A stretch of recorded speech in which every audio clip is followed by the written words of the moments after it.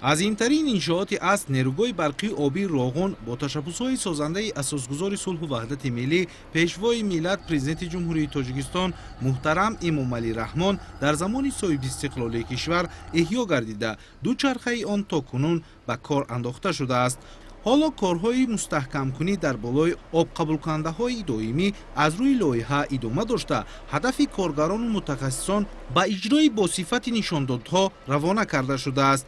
дар минтақаи ядрои Сарбанд кор ба таври шабонарӯзӣ дар дубаст идома дошта, ҳамарӯза теъдоди зиёди техникаву механизмҳои пуриқтидор сафарбар карда шудааст. дар ядрои Сарбанди нерӯгоҳ маводи асосии сохтмонӣ мувофиқи технология қабат ба қабат хобонида шуда, ҳамарӯза сифати кор санҷида мешавад.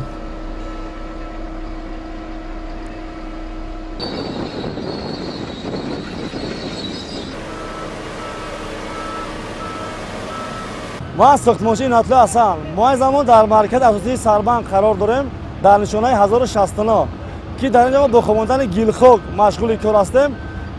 در اینجا تمام کارمندان با کسی وطندوستی و رویای بلند وطنداری اینجا کرده شدیم. من غفور سلطان در مخکلان یک در حیث بولدوزریست از سال 2017 تا این جانب کار و فعالیت دارم.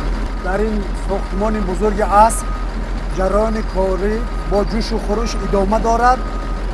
از ما برای آمیخته کردن سنگ و شغل وابستگی کلان دارد. ما سعی کوشش میکنیم که به یگان خطاگی به یگان کمبودی راه ندهیم. مینداری خود را به سرور دولت پیشوای ملت میرسانیم که ما را دستگیری نموده. ما در جمهوری تاجیکستان در وطن خودمان کار و فعالیت کرده رزق روزی فرزندای خود را مییابیم. айни замон дар нерӯгоҳ корҳо тибқи ҷадвали тасдиқ гардида бо сурату сифати баланд махсусан дар обқабулкунакҳои доимӣ, шахтаҳои дарвозаҳои садамавӣ, камераи васлгарӣ, нақби сеюм идома меёбад. дар нерӯгоҳи барқии обии Роғун масъулияи сохтмонӣ асосан тибқи лоиҳаҳо дар доираи стандартҳои ҷаҳонӣ пешбинӣ гардида аз ҷониби кишварҳои истеҳсолкунанда таъмин карда мешавад.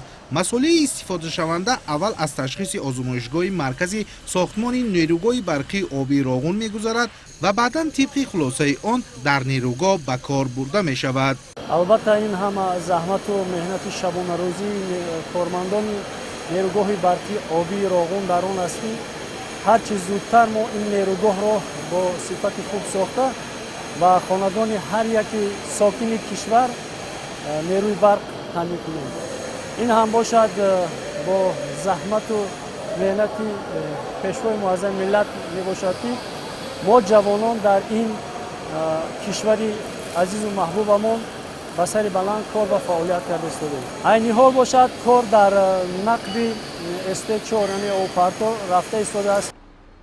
Роғун яке аз азимтарин лоиҳаҳои асри 21 дар минтақаи Осиёи марказӣ ва бузургтарин иншооти гидроэнергетикӣ дар ҷаҳон эътироф гардидааст. сохтмони ин иншоот ҳамчун лоиҳаи сатҳи ҷаҳонӣ диққати на танҳо мутахассисону коршиносони соҳа, балки таваҷҷӯҳи кишварҳо ва олимони ҷаҳонро ба худ ҷалб намудааст. ҳукумати ҷумҳурии Тоҷикистон пайваста ҷиҳати расидан ба истиқлолияти энергетикӣ, амалӣ кардани ҳадафҳои нек ва таъмини зиндагии шоистаи мардум талошҳои хастанопазир менамояд.